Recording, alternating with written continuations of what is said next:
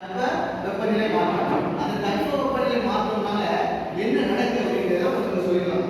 மேலும் மற்றும் கடலின் வெப்பநிலை உயர்ந்து மழை பொழிவுகள் மாற்றுகின்றன. நான் எக்ஸாம்பிள் நான் சொன்னேன் காலையில.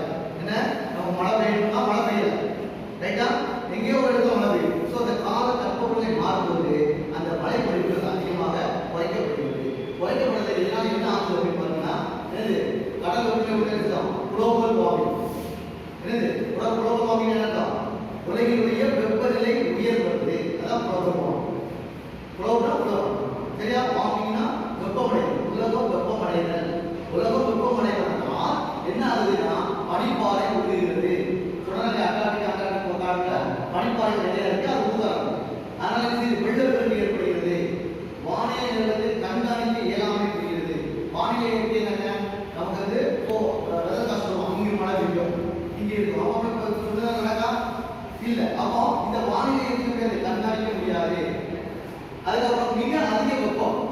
அடுத்தது என்ன? உடல் நோய்கள் பரவுதல், விலங்குகளின் இடம்பெயர்வு, அடுத்து மலைகளில் மரங்கள் இழப்பு.